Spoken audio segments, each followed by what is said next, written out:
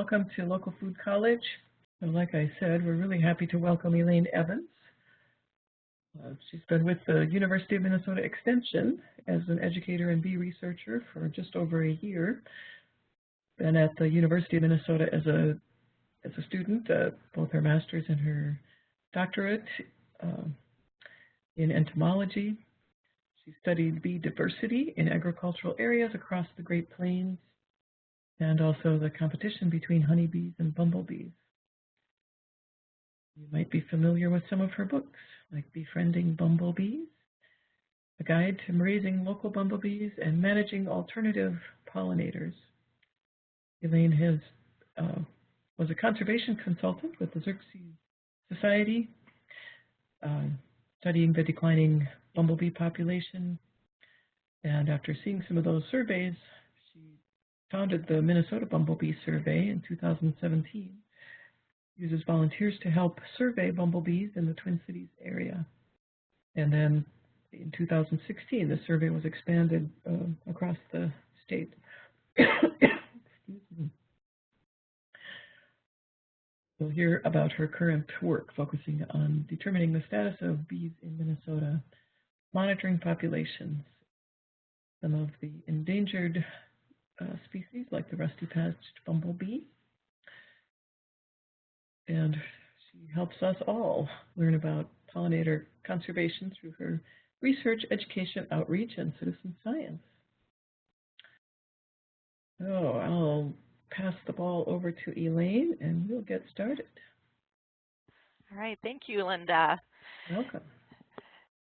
I'm happy to be here tonight talking to people all across Minnesota here about pollinators, what they can do, what they do for us, and what we can do for them. I am based in the Bee Lab here at the University of Minnesota, and I just want to take a second to point out that the Bee Lab is part of the entomology department. We're really lucky to have a strong entomology department here at the University of Minnesota. So the mission in the department is conducting research and education on insects and their relatives. We have a wide variety of people doing all kinds of research with insects to help support human welfare and healthy environments. So, just want to give a shout out to the entomology department here. Before I move into just talking about mostly bees and other pollinators. So one question that people are becoming more aware of is why we should care about bees. One of the reasons that people like to think about is the food that they produce. So this picture is showing an example of what our produce choices are like with bees as opposed to without bees. So without bees pollinating our crops, we lose a lot of our most nutritious and delicious foods, a lot of the fruits and nuts. But beyond just looking at the impact on our food, there's a huge impact on the world in general. So it's around 80% of flowering plants that rely on bees and other animals for pollination. Most of the rest of that 20% are wind pollinated, things like grasses and conifers that do fine without bees. And actually a lot of our food staples are in that category. So things like wheat and rice and corn are primarily wind pollinated. Just a brief review of, since I'm talking about pollination so much, pollinators, talking about what pollination is. So it's basically these bees or other insects will go into a flower, they get pollen on their body, they move that pollen around, enabling that plant then to produce fruit. So this is showing what happens with an apple and how we get an apple fruit from this pollen being moved around by the animals. So it's not only just the production of fruit, but it also has to do with the quality of those fruits. So you can see in the picture here some zucchini that have not been completely pollinated, and you end up with misshapen fruit. The blueberries also didn't receive full pollination, and what happens then is there's uneven ripening. And same kind of thing happening with the raspberries there. So with really good pollination, you get not only just more fruit, but the crop is more uniform, there's increased size of the fruit, things for the oil seeds, they have higher oil seed content. There's been some studies showing that there's other benefits like longer shelf life. So beyond, again, moving beyond the effect just on our food supply, when we have bees that are pollinating these, 80% of flowers that are out there, when you take that then to all of the things that are relying on those flowers and the things that rely on those things that are relying on flowers, you get the picture. It's a lot of what's happening out there in the world that is going back to this relationship between pollinators and flowers. I am going to talk a lot about bees. There are other things that visit flowers and do move pollen around. Commonly, there's a lot of flies, a lot of butterflies and wasps. And this picture here is demonstrating the difference and why I end up talking about bees more. If you look at how these other insects are connecting with the flowers, they have these long tongues. They're not getting their bodies all in there. If you look at the bees, you can see the yellow powdery, orange powdery, or the white powdery stuff all over their bodies. That is the pollen. Bees really get in there and get a lot of pollen on them, move a lot of pollen around. And part of that is the bees are doing it not just to help the flowers grow, but the bees are using that pollen to feed their young. So they have a reason to be such good pollen collectors. Since I'm going to talk a lot about bees, sometimes people will ask me, what are bees? This is an interesting question. They are actually closely related to wasps. Also, a lot of people really don't like wasps. A lot of people have had bad experience stepping on a wasp nest or getting too close to a wasp nest. But wasps and bees are very closely related, with the main difference being that bees switched away from gathering insects as prey. So most wasps feed on other insects. They're carnivores. And bees have switched to primarily just collecting pollen and nectar as what they feed their young. But wasps are really diverse, really interesting. They do important things too, and I have a little hashtag there if you ever want to explore that on social media called Wasp Love. There's a researcher in Iowa who does amazing research with wasps who started this just because there's all this stuff out there about people hating wasps, especially comparing wasps and bees. And just to point out, wasps do a lot of beneficial things too. A lot of people, when we talk about bees, the first bee that comes to mind is the honeybee, which is an amazing bee, a bee that a lot of people are familiar with because of honey. They're the only bee we have in North America here that is producing honey. We have beekeepers that are keeping bees, and they have these amazing social behaviors where they have the queens and workers. They have this dance language that they do. The other bee that a lot of times people are familiar with are bumblebees. So these are these big, fuzzy bumblebees that are, a lot of times they're black and yellow. When you have kids, a lot of times when you just ask them to draw a picture of a bee, what usually comes out is something that looks like a bumblebee. But those things are a small fraction of what's out there for bees. And so there's a ton of detail on this slide. The main thing I want you to notice is that little yellow slice. This pie chart in the middle there is showing all of the species of bees that are in North America. And that little slice is all of the species of honeybees. We have one species of honeybee here. And bumblebees. We have 49 species of bumblebees. So all the rest of those are representing all these other species that a lot of times people aren't aware of. They may see them on flowers and may not realize that they're bees because they're not big and black and yellow and fuzzy. There are over 425 different kinds of bees in Minnesota. So there are all kinds of different sizes and shapes. There's a lot of small ones. There's blue metallic, green metallic. Some have stripes. They carry pollen in different places.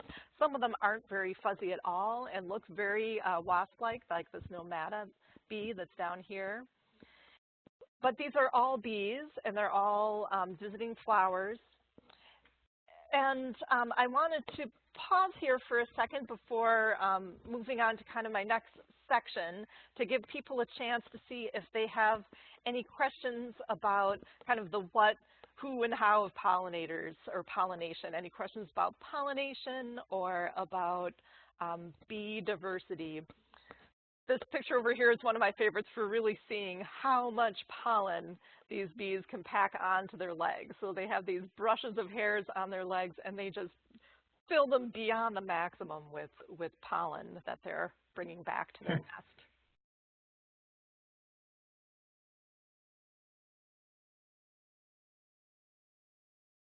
If there's nothing now, I'll move on. Feel free to as questions come up, I'll pause later too for questions at some other sections. Great, thanks. So I have a question for you first, though, and that's, so I mentioned honeybees, and I want to ask you again using your green arrow for yes or the red X for no, are honeybees at risk of extinction?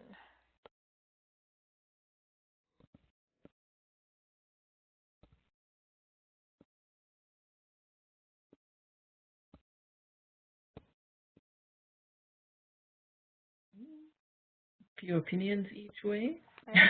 So we've got, yep, it's kind of going both ways there. And so honeybees are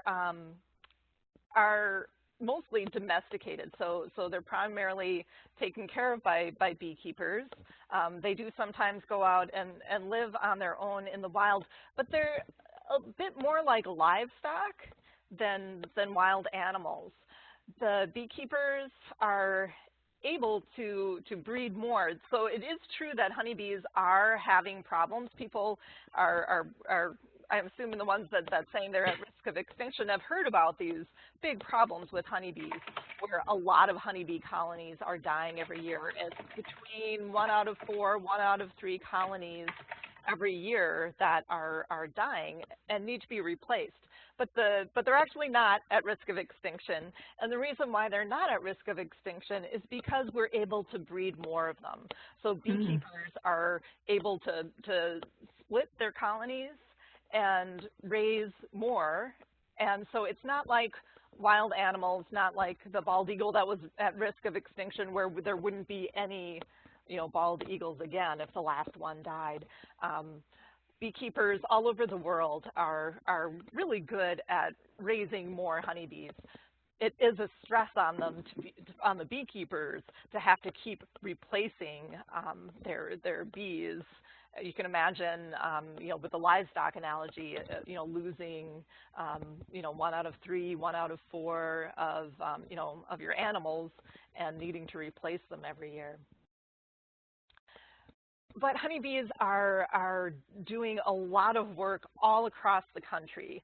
And a lot of the commercial beekeepers are migratory, so they're moving their colonies around across the United States for pollinating different times of the year. And you'll notice a lot of those arrows are going up towards us here in Minnesota, North Dakota, South Dakota, Montana. The majority of the honeybees in the United States are actually coming here in the summertime for honey production. So even though we don't have a lot of crops here that are dependent on honeybees to have them pollinated, this area is really important for honeybee health. This is where honeybees come to build up strong colonies so that then they can go out and do this pollinating work out in California or Florida, all over the United States. We do, however, have wild bees that are at risk of extinction. The rusty patch bumblebee is one. It's actually the first bee in North America to be listed with the as an endangered species with the U.S. Fish and Wildlife Service. So this means that they've been granted federal protection. It's a bee that used to be common. You can see in the green there where they used to be found. And these dots are the only places where they've been found since the year 2000. And The red stars here are highlighted because those are citizen science records. So we're learning a lot about these rare species from having people out there looking for these bees. And even though it can be a hopeful thing like, oh, we still have them in Minnesota, you know, they're still here, they're still in a few different places, the numbers are really low, dangerously low. Just this last year, when there was more surveying than there ever was before, since it's been listed as an endangered species, a total of 191 of these bees were seen in total, and this is across their entire range. So in Minnesota, even though we do see them here, we saw 65 in the entire state. And people were looking for them in a lot of places. It used to be in the top 5 most abundant species here in Minnesota and across a lot of its range. So we're really concerned about keeping these populations going and hopefully getting these populations to expand in the future. There are other declining pollinators too. We're also worried about monarch butterflies, which this is a measure of how they're doing based on the area that they're occupying at their overwintering sites down in Mexico. So monarchs are super fascinating because they do this migration where they're up here in Minnesota in the summer, and then they fly, do a couple steps, and make it all the way down to Mexico. But there's potential for the monarchs to be listed as an endangered species too, because their populations also are dropping down so low. There are similarities and differences with the causes behind what's affecting all of these different pollinators. You can imagine they have very different biologies, but there are some similarities too. So habitat loss is something that's important for a lot of these different pollinators. For honeybees, they don't have enough areas to forage. There's not enough food for them. For the native bees, they're losing both the flowers to forage on and places to nest in. For monarchs, they're really picky where their larvae need milkweed. So for them, habitat loss has a lot to do with loss of milkweed. And the loss of milkweed for them is related to increased use of herbicides that have eliminated a lot of the milkweed they used to have. So pesticides is important for monarchs. It also is affecting the native bees and the honeybees. And so pesticides here includes not just insecticides, but also fungicides and herbicides. There are also pathogens affecting all of these things and parasites.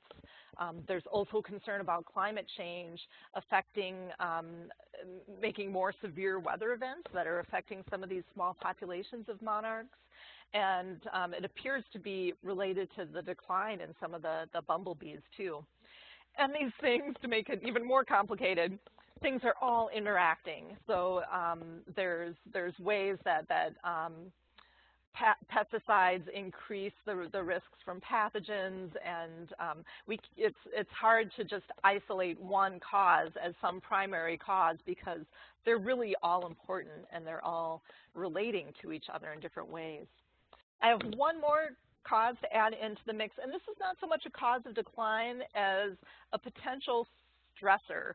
So we are worried about potential competition from honeybees to other bees. So honeybees are not native to North America. They are very important for our pollination system. They do a lot of important things. But they're really good at what they do in terms of going out there and getting nectar and pollen. And there's concern when there are other bees that are there that are at really low populations that that they might actually be getting too many of the resources and making it harder for some of the native bees. One solution for that is making sure we have lots of flowers around for everybody. I want to make sure to also point out that not all pollinators are in decline. So in terms of thinking about the stability of our food system, the stability of the natural ecosystems, there are a lot of other pollinators out there where these species seem to be pretty abundant. Their populations appear to be stable. There are a lot of different bees that seem to be doing okay. There's a lot of flies that are out there pollinating that are doing fine. So we do need to be concerned about preserving our pollinators, but we don't need to panic right now and to think that you know, all pollinators are at risk right now. I want to ask another question of you guys here. I want to ask you how many of you have heard the message of planting flowers to help the bees. I have a picture up here from my mentor, Marla Spivak, from the Bee Lab here at the University of Minnesota. She gave a great TED Talk. It was a while ago now, maybe 6 years ago.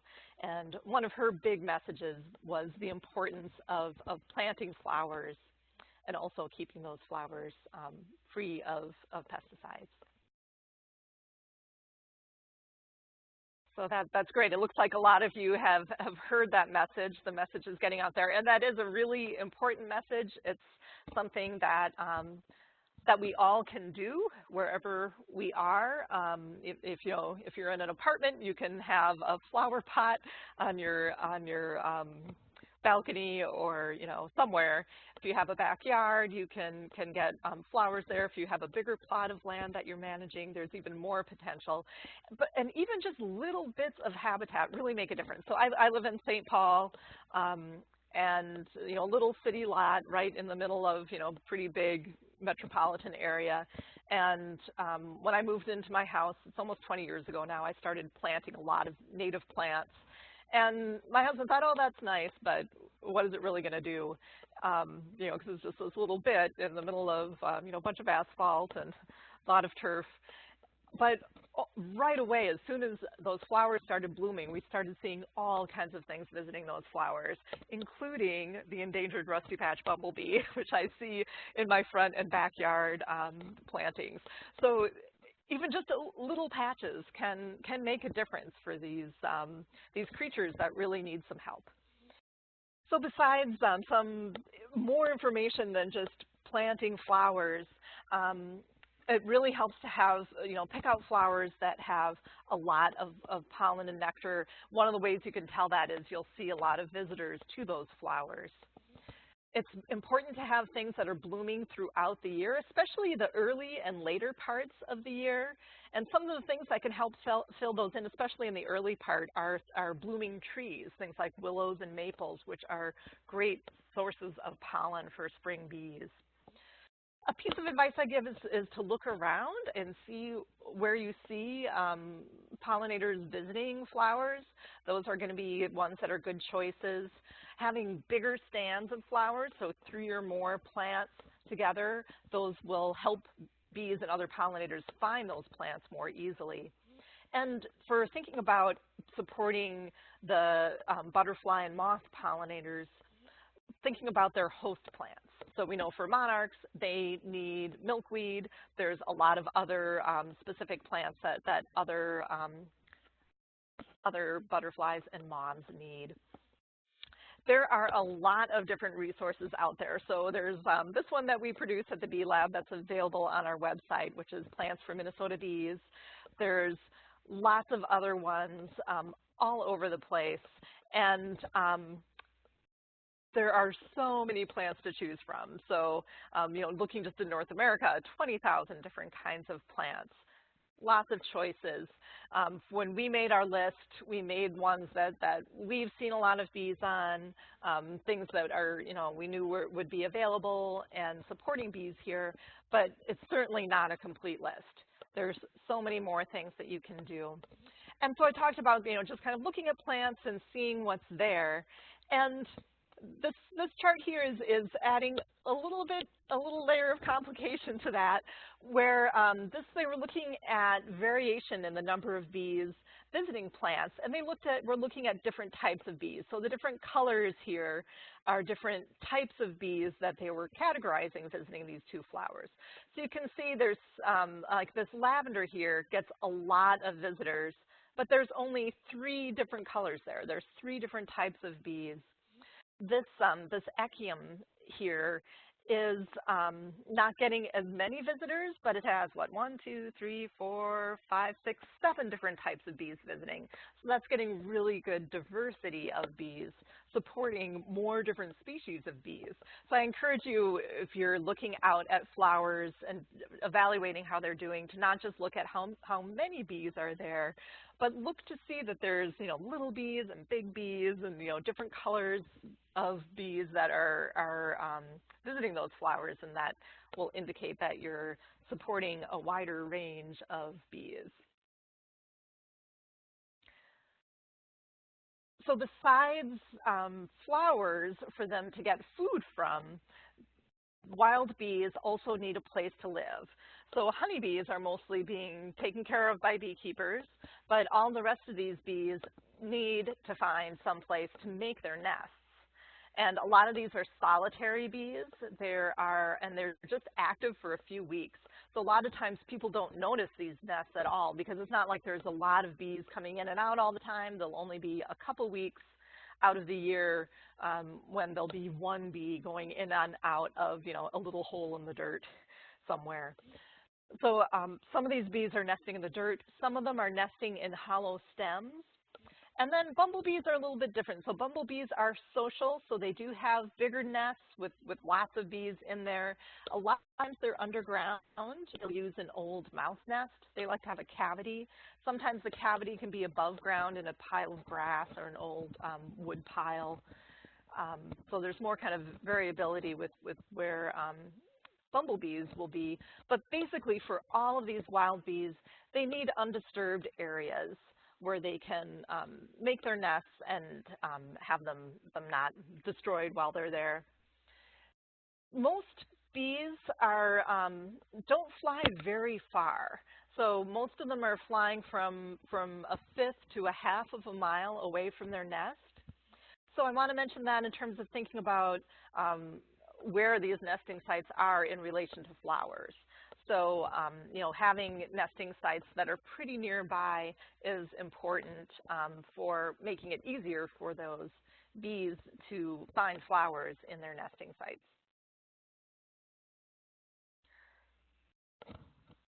So I mentioned these wild bees are mostly either ground nesting or cavity nesting, and most of them are nesting in the ground. And so they're digging tunnels down into the ground. And then I mentioned they're solitary, so what they do is they put a little bit of pollen down in this hole in the ground, and then they lay an egg on it, and they seal it up, and that's it. Then the mother leaves. And they'll leave kind of a series of chambers in there. And it's not until a year later that those bees will emerge. Same kind of thing is happening with the cavity nesting bees, that a lot of times will use stems or holes in wood that they find, and they'll do the same kind of thing. So we were talking about getting the message out for planting for bees, and it is happening a lot of places. The message is getting out there. And this is a map showing population density by county across the U.S. So just based on where most of the people are and where they're able to put flowers, a lot of stuff is going to be concentrated in areas where most of the people live. But bees are living everywhere. Wild bees and honeybees are around, all throughout the entire U.S. And that brings me to talk about the importance of farmland. So these farms can be homes for bees too, and I want to talk about some things we can do in our farmland that can help bees.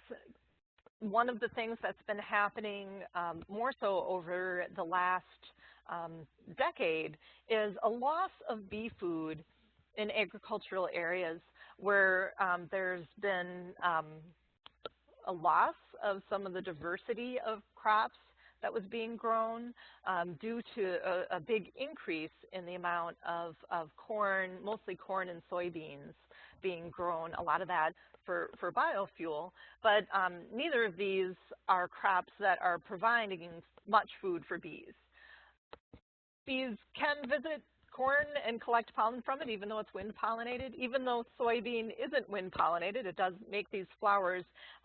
It doesn't usually produce nectar or pollen. It's a little confusing because sometimes it does, but in most of the cases, especially in our area, it's really not providing much food for bees.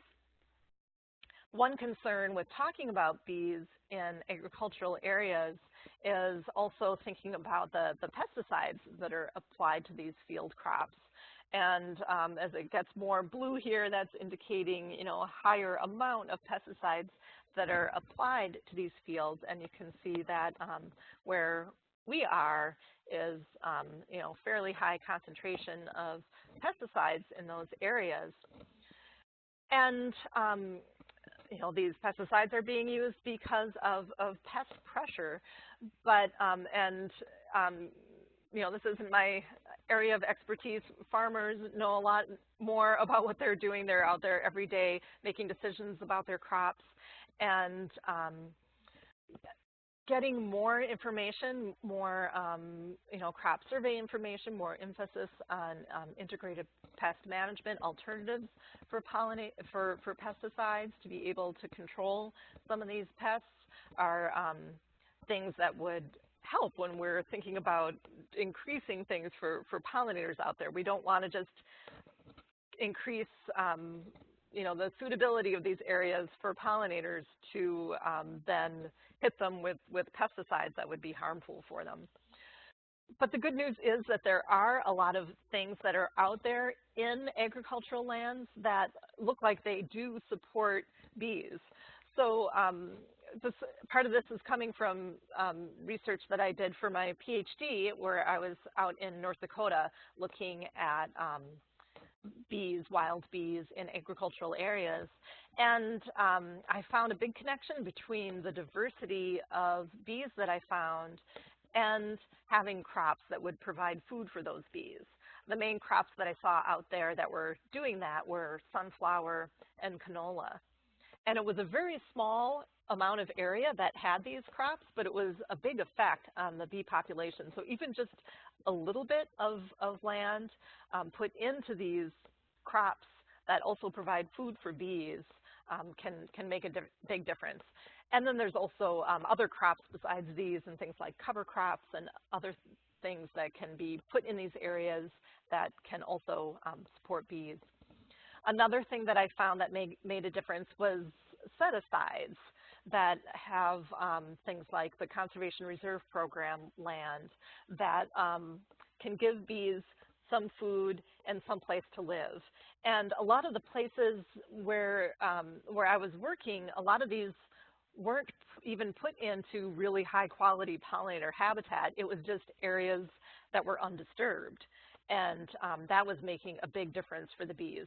So you can make an even bigger difference by having these areas planted into some of the pollinator habitat options that are available with some of the different federal and state set-aside programs. Trees also made a big difference. In North Dakota, there aren't a lot of trees. So same with parts of Minnesota too. I think that's part of why they made a big difference, because this was a habitat that wasn't very common there and was providing some important nesting. Trees can make a big difference too if we're planting shrubs and flowering trees that can also be these food sources for bees. So even things like the kind of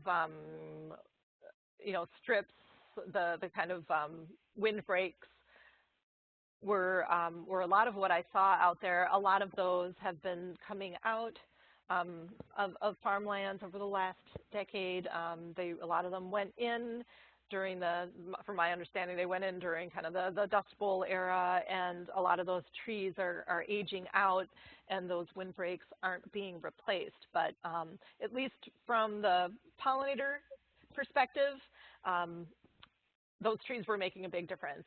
And it would be great to be able to keep trees or plant some more windbreaks, shelter belts, things like that can help provide some habitat for pollinators that are out there. So,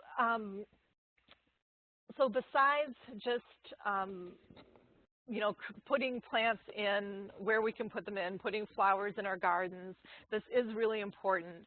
But I'm hoping that we can also move to doing kind of this bigger picture thing with looking at what's happening in the vast majority of land out there. So part of the reason why I'm so interested in talking about farmland is because it's the vast majority of land that's out there. So it's like if we don't talk about that, we're not talking about most of what's happening around us. And the Farm Bill is coming up again this year, and it's a good chance to talk to people and make sure that we have measures that are kept in there. There have been some good measures recently to help support set-aside programs, help support pollinators, and there's lots of things going on in the Farm Bill, but of course my 2 cents is to encourage you to try to be active in keeping strong wording in there to help us protect pollinators in our agricultural areas. I've mentioned a little bit about citizen science. So with the rusty patch bumblebee, the endangered species, we've really gained a lot from citizen scientists all over North America. We especially need more participation from places that are outside of those big population centers. So we actually have really good participation and find lots of rusty patch bumblebee around the Twin Cities, but I know there are other places too. So we have found them up in Chippewa National Forest, some other places further up north. I would love to get more people out looking for bees up there. Bumble Bee Watch is a great program where all you need to do is take a photo of the bumblebee and submit it. So they have an iPhone app. I don't know if they're going to be working on an Android version. I assume that's coming. But if you don't do things that way, you can take a photo, come back to your computer, upload it. You actually are brought through some prompts to make you try to guess what your bumblebee is. And then your sightings are verified by experts. So if you're taking pictures in Minnesota, I'll likely be the one that's taking a look at it, and really appreciate anyone taking time. You know, once you have your pollinator garden planted, you want to go out there and see what's there. And so if you see some nice big fuzzy bumblebees, we're interested in all of them that you see. So not just the rusty patch. Any bumblebee sightings you can share with us are very helpful to us. Elaine, I see there's a comment from Cece saying she has pictures of rusty bumblebee in her yard. Oh, cool. And I wonder, Cece, if you submitted a picture to the Citizen Science Project. Maybe you could chat in and answer to that. Yeah, and I wonder where she is too. Yeah, where is your backyard? So I also do some more. So that the Bumble Bee Watch is great for finding new places where rusty patch is and to get some indication of how they're holding on. But I do more elaborate surveys too to try to monitor their population levels. So I do those around the Twin Cities. So I have mostly organize it through Facebook, through just on Facebook, Minnesota Bumble Bee Survey. So I visit sites around the Twin Cities in July and August and have volunteers. All kinds of people I've had 3-year-olds out there. I've had people in their late 80s, everything in between. And it's a lot of fun. I also want to let you know about the Minnesota Wild Bee Atlas, which is a program through Extension here where we're doing, having citizen scientists help us with surveying bees all across Minnesota. And there is a bumblebee survey portion of that I'm particularly interested in getting more people to help me out, where you adopt a route and go around and help me look for bumblebees. And so that was kind of a big section before I stopped for questions, but I can take any questions people have. We talked about kind of pollinator decline, how to help. any other questions that have come up for people? And this is most of my presentation. I think I have one summary slide after this, so we can you don't have to worry about needing to give me more time to to get through my slides.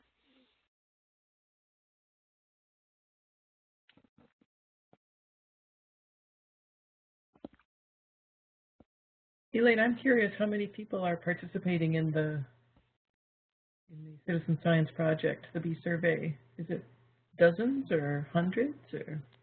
So there's there's different levels. So with the Bee Atlas, where we have people adopt routes and then they're going out and doing these routes on their own. Last year we had 18 volunteers, and we've got about 30 routes. Okay. So there's room for growth, not exponential growth, but we do have room for more people to join in. Or in my surveys in the Twin Cities,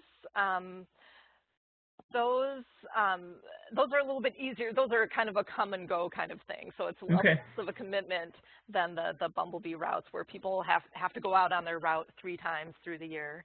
Okay. And they're much more independent. They have to attend a workshop before they go do that. For the Bumble Bee surveys I do in the Twin Cities, people just show up at parks and help me catch bees. And there I probably get around 100 different people coming every year and helping out. Good.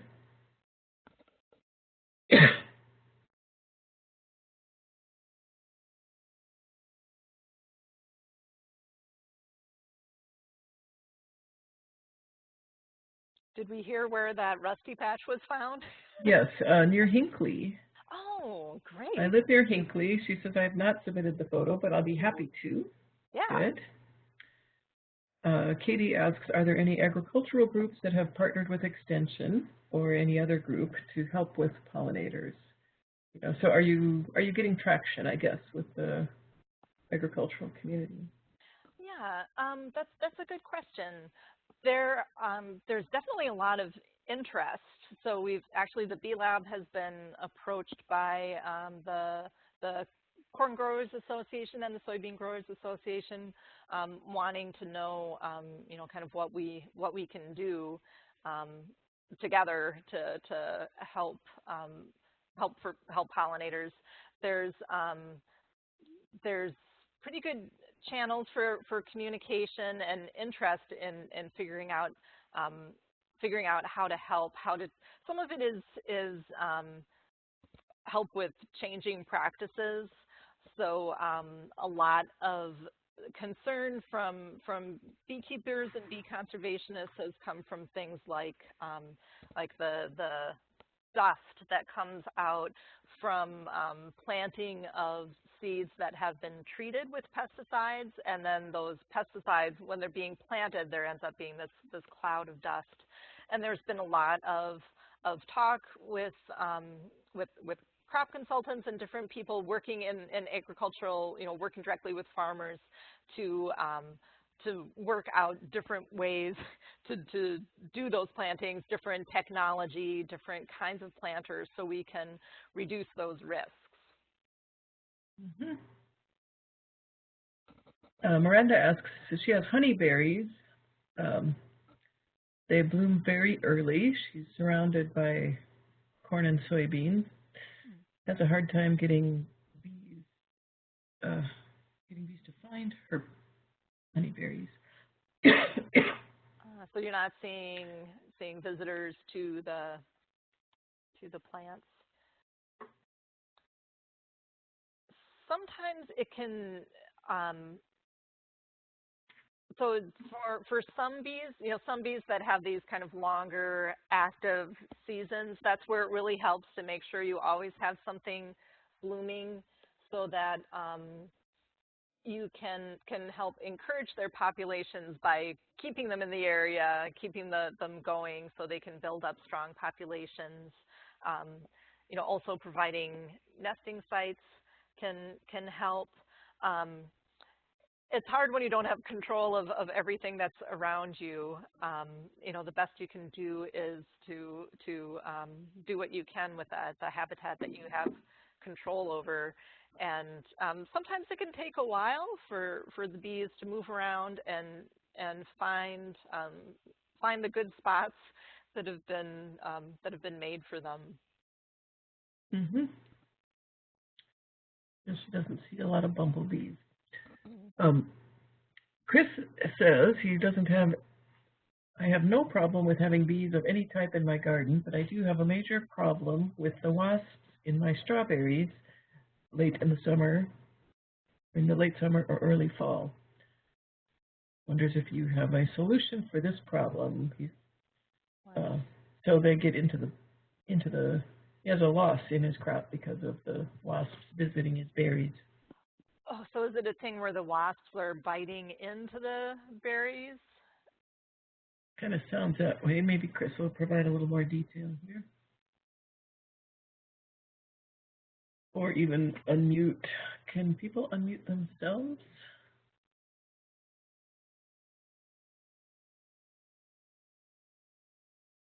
I know I see it in my raspberries where yellow jacket wasps will start biting into the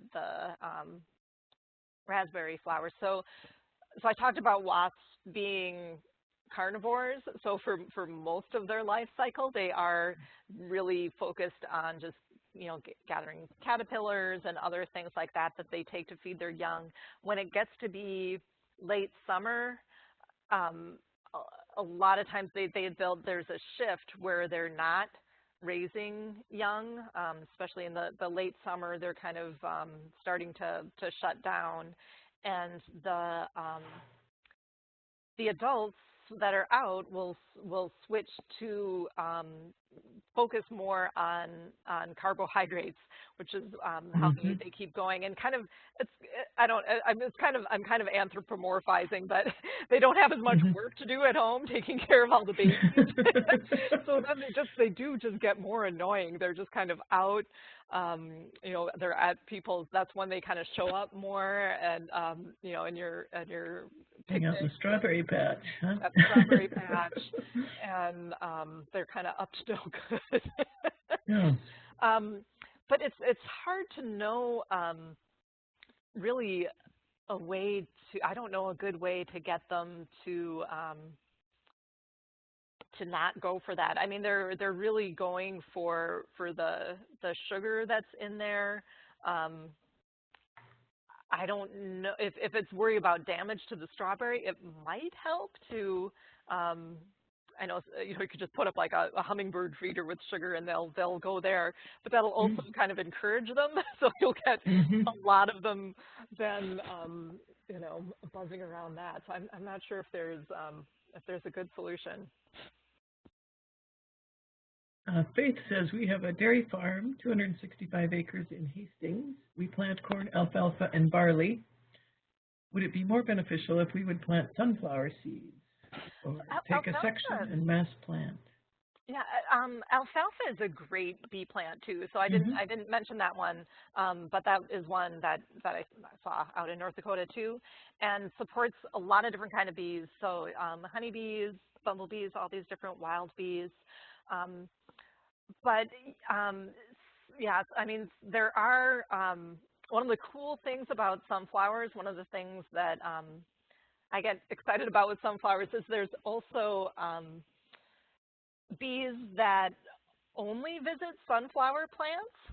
So they're specialized just on sunflowers, and a lot of bees like honeybees and bumblebees, we call them generalists because they'll visit just about any kind of flower that's out there.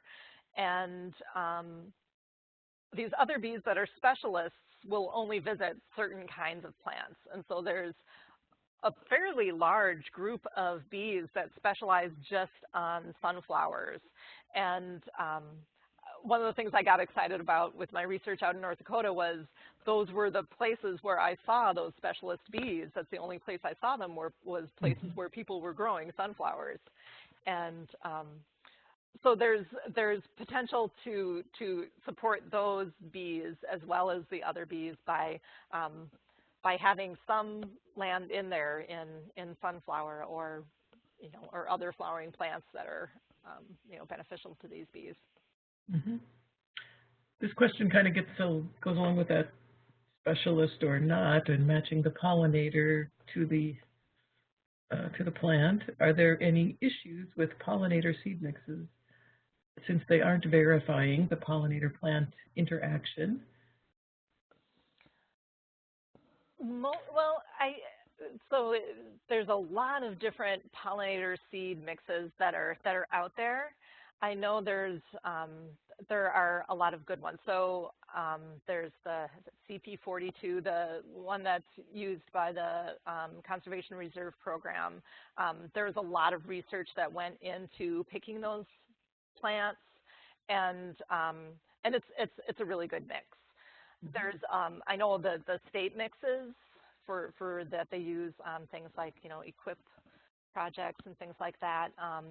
Those have also the mixes that are used by Bowser, the Board of Water and Soil Conservation Resources, Soil Resources. Anyway, Yep. That state organization, Bowser, has a great pollinator toolkit that has links to a lot of seed mixes that are for different areas. So if you have a wetter area or a drier area, they have seed mixes that will do well in those areas, and also have been really well researched in terms of supporting a diversity of pollinators. Mm-hmm. But yeah, I mean, there's so many people producing pollinator seed mixes. I'm sure there's some that are a little sketchier. Yeah. We planted some in northern Minnesota, and I think there were,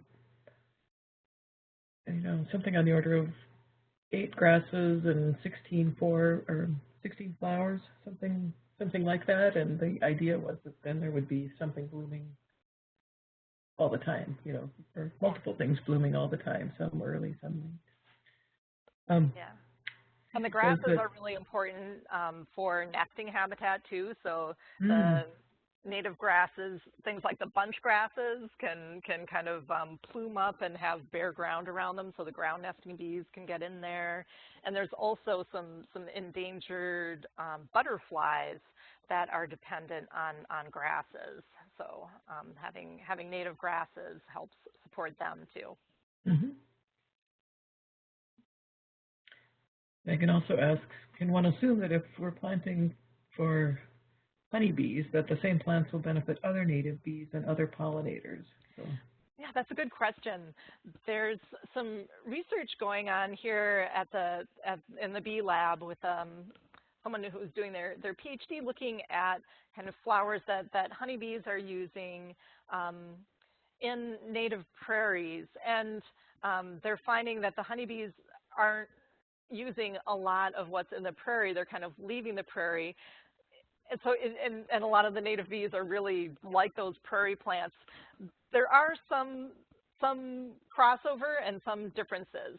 So there are lots of plants that honeybees use that produce lots of pollen, lots of nectar. There'll be a lot of the native bees that like that. But one of the things that makes it, you can't say 100%, all of these bees are going to like the same flowers, is because we're talking about 425 different species of bees, what they use versus what one species of honeybee uses. So, so there's a lot of overlap. A lot of the plants that are good for honeybees will be good for these other bees too. But there'll also be some bees, some of the native bees, that do need different plants than what the honeybees are using. Mm-hmm. One final comment in the text or in the chat is that Cece says they planted some basswood trees for pollinators. Yeah, those are great. Early spring rest. Yeah. Yeah, really good honey producer and popular with honeybees, bumblebees, lots of other things. And it makes a really delicious honey if Mm-hmm. you have any beekeepers around.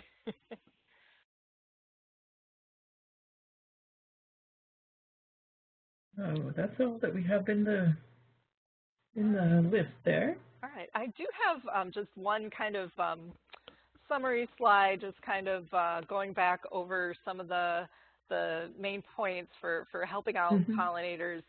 So, and this kind of goes with the comment I just, what we were just talking about with Mm-hmm. you know, how to support all those different kinds of bees out there. So by having different types of flowers, having really diverse flowers, that's going to help you support these diverse bees that are out there. To think not about just where this patch of flowers is, but to think about it on the bigger scale. For honeybees, they're traveling, flying pretty far, so you need to even think, you know, within a couple miles of where you are, what are they running into and what's out there for them? How can you make sure that you're providing enough for them? And also, you know, when we're providing this food, to do the best we can to keep that food free of pesticides. So not just insecticides, but the fungicides, we're learning more about them negatively affecting a lot of different bees. And even things like that we don't see, the inert ingredients and things that are mixed in with pesticides, sometimes are worse for the bees than the active ingredients. Really? So, yeah. Hmm. So it gets hard to track all this stuff down. So really, kind of the easiest recommendation is to just if you have food that you're trying to provide to the bees, to try to keep it free of pesticides. And we have lots of resources on the Bee Lab webpage. Some of the handouts that I mentioned you can find there as PDFs, and hopefully they can be of use to you in what you're doing. And what a simple URL, blab.umn.edu. I love it. Well, this was just really fascinating. Thank you so much, Elaine, for sharing your great knowledge and a lot of enthusiasm, obviously, about bees. Yeah. Thanks everyone for your time and for listening.